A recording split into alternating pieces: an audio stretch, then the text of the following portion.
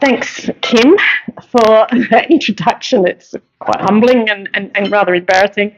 Look, I'd hoped to be able to talk off the cuff today, but as a reforming Pracademic, I've been out of practice a little bit, and so I hope you won't find it too indulgent if I do read some of what I've got to say. I mean, as I said, I'm delighted and flattered to be asked to speak with you today. And I acknowledge that I'm doing so on Kaurna lands and recognise pay my respects to elders past, present and emerging. As I said before, I hope you don't find what I'm going to say too indulgent. I've recently left a tenured academic position at UniSA and have established a consultancy called CoolBus Creative. You'll have to wait till the end of the talk to find out what that actually means, but I will reveal what that means. I'd really like to thank Trevor and Kit and Kim for creating the opportunity for me to actually reflect. It's quite timely for me to be able to reflect on this transition stage of my professional life, about the what, how, and importantly why I do what I've been doing throughout my professional journey. I can say right at the outset, the why does not include making large amounts of money, nor has it transpired into reality for me. That's okay. I'll convey this, why, what and how I've tried to make a difference in the things that I do through a narrative around, the work that I've done throughout my career. Implicit in this story, I need to acknowledge that none of this would have been able to transpire, or none of the work that I do would have happened without the support and encouragement of many individuals, and importantly the collaboration of peers and colleagues in all the places that I've worked. So thank you to Kim, is one of those people here today. Preparing for this talk, as I've said, gave rise to me to reflect on three activities that were constants during my childhood. One was centering and transforming clay into pots. The other was finding jigsaw pieces and placing them into a puzzle. And the third was doing dot-to-dots. They were really great, especially in winter when I wasn't out on the tennis court playing tennis. I realised that, in essence, these childhood activities and accumulated skills are metaphors for the way I think and my professional values and the ways in which I've developed and apply my knowledge and skills. As the title of my talk implies, designed to make a difference, I am a designer. I'm not like a typical designer. I don't build things, I don't design products, but what I do as a designer is I support other people, both designers and other professionals and individuals in the community and organisations like yours to work together to imagine, to design and implement systems, services, experiences, products and spaces that respond to the real needs of the people who will use and hopefully benefit from them. As Don Norman, an academic in the design field, wrote in his book, The Design of Everyday Things, design requires the cooperative effort of multiple disciplines. Great design requires great designers, but that's not enough. It also requires great management, because the hardest part of producing a product is coordinating all the many separate disciplines and stakeholders, each with differing goals and priorities. I think he was drawing on the analogy of herding cats, trying to herd cats there. We've all gone through that, I'm sure. I guess thinking like a designer was part of my DNA. My father John, who Trevor knew, was an architect, and my mother, Doreen, was also really creative. However, like many women of her era, pursuing creative professions was not considered suitable for women at the time, despite her desire to. I was fortunate to have supportive parents and a school experience that encouraged girls to follow their chosen path, which from a very young age, you can tell by the pots and all those sorts of things, it was in the arts and creative pursuits. Making mud pies evolved into making pots at school, and my passion for ceramics informed my decision to apply for art school. Despite my parents' lived experience of, a precarious income generation through an small independent architectural practice, they were supportive, and I started my degree. At that age, I wasn't really aware that, making a living out of making pots was probably not going to be a viable career move. Nonetheless, I took it on, as there were plenty of people in the 70s and 80s that we were talking about here that were making a living. Upon graduating from my degree, I was fortunate enough to be offered a place at the jam factory, and some people may recognise this image. Do you remember that? Yeah. Look, it had holes in the wall, it was freezing, it leaked, but it was fantastic, and it's where I learnt to develop a product range of ceramics, some of which are here. These are older examples. This early one, Jats decided to put on the back of their Jats packet without asking or attribution, was wonderful. You go to the supermarket, you see all these Jats packets and you go, you could have made a lot more money out of that. Anyway, I digress. So, yeah, I left the jam factory, and as I established my practice in my independent studio, as many of the sole traders in the room would recognise, it can be a pretty lonely experience. So I joined an industry association called the Crafts Council of South Australia. Some people may have heard of that. It's now evolved into Guildhouse. One of the things that the Crafts Council was doing at the time was running a programs that supported designer makers and craftspeople to work with architects, interior architects, landscape architects, and to engage in public art and design projects. So what was once, in a craft shop became part of the public realm. It was really exciting times. And so my own practice began to evolve, and I started to collaborate with furniture makers.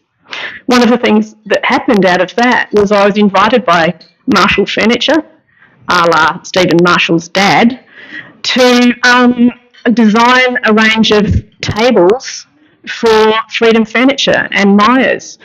So that really got me starting to think about, wow, this thing around collaboration between industry, designer makers, what were considered cottage industries, is a really important thing, and it could go further.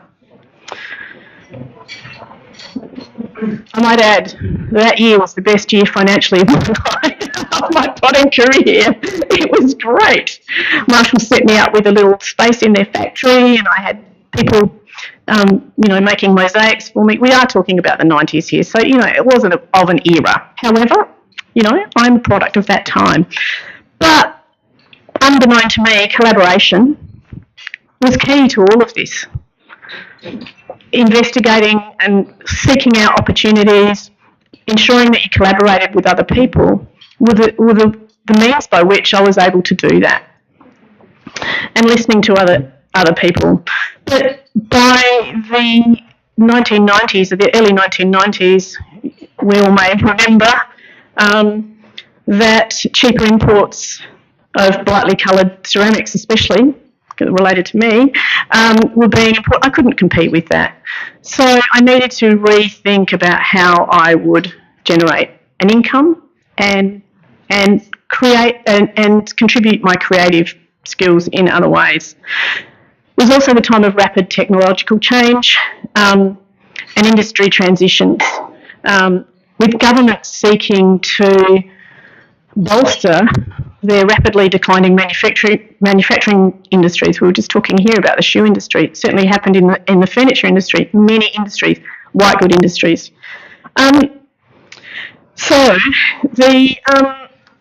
this prompted, as some of you may remember, the South Australian government to initiate what it called the Economic Development Board. And the Economic Development Board at that time was inspired by a lot of work by the OECD, who recognised that strong industrial regional economies would be supported by collaboration and trust, and also investment in design and creativity. So these words actually started to become catch cries within a lot of the policy documents of the time. But I was baffled as a designer, and being so passionate about creativity, innovation and collaboration, why these policy documents and the government agencies charged with supporting the manufacturing sector weren't engaging designers and weren't embedding design and design disciplines into their strategies. So I saw a design challenge. I became focused on learning how we might better support collaboration and industry engagement with designers in the manufacturing sectors. So in 1998, I had a 2-year-old at home. I decided to do a grad dip through Adelaide University, a grad dip innovation entrepreneurship. And part of that was working back again with the Jam Factory to develop a feasibility study and a business case to enable its tenants, who were fantastic designers and creators, you still see their work today, to be able to not undermine the handmade, but where appropriate, translate some of their designs into repeatable, licensable products that could be manufactured by some of our declining small manufacturers. So that was my I guess graduating main project of that study.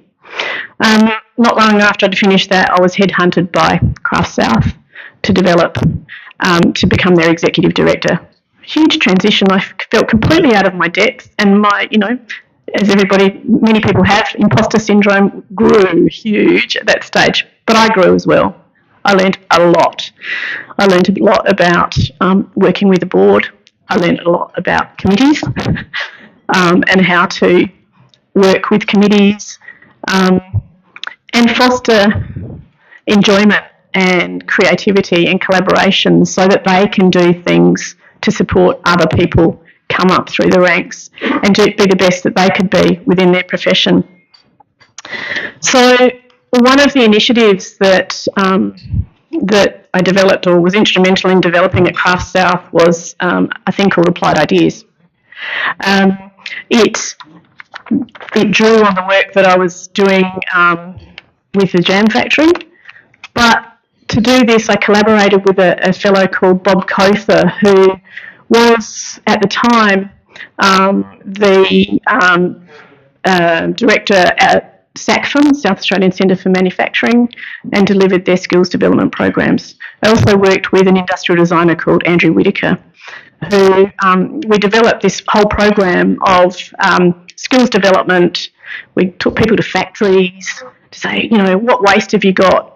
How do you use that machine? How do you do that? And designers were coming up with these products that those manufacturers wouldn't have otherwise perhaps thought about doing, but developed these sort of bespoke boutique products. It was great. It was great seeing the sparks light up in the young, designer makers, or not. We weren't all young designer makers when they looked in the waste bins. It was, sounds crazy, but it was fantastic and produced these wonderful products. The other part of that project was to work with the manufacturers and designers to negotiate licensing agreements. As many of you know, IP is a sticky subject for many people, and especially designers or craftspeople who are used to making the things themselves, selling it themselves. You own the copyright. You don't necessarily register the design, but it's yours.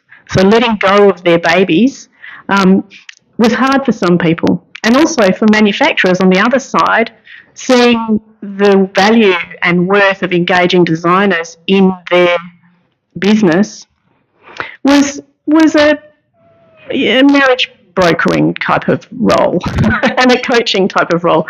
I found it immensely satisfying. So that was another part of me kind of joining dots, putting jigsaw pieces together, and helping not me turn amorphous lumps of clay into something practical and useful and valuable, but other people doing it. And as I said, I found it immensely satisfying. This all happened at the time that, as I mentioned, that there was a decline in the manufacturing sector. And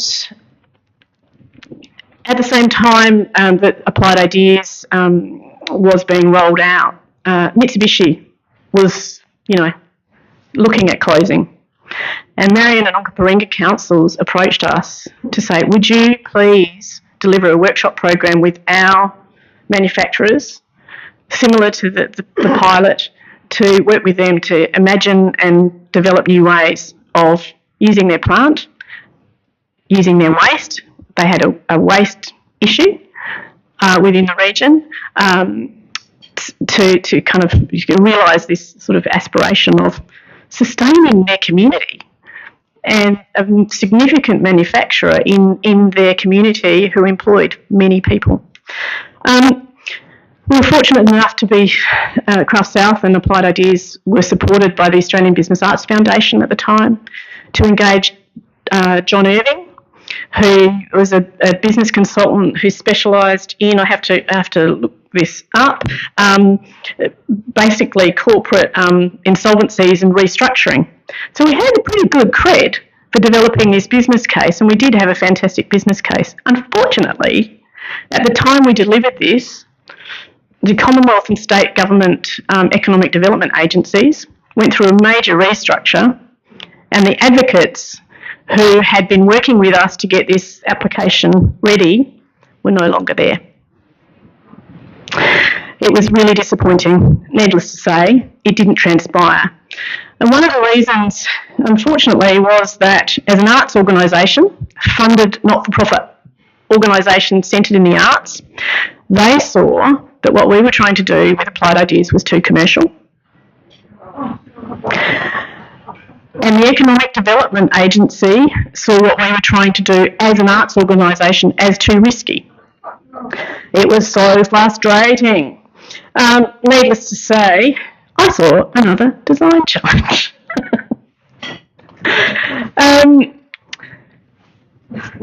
Yep. As we know, it's notoriously hard to change these sorts of structures and cultures that have been in place for decades. Nevertheless, as I said, I saw a challenge. So I transitioned out of not-for-profit arts, and I was fortunate enough to get a scholarship to do a PhD with the Australian Centre for Social Research, John Spear, and the Department of Premier and Cabinet.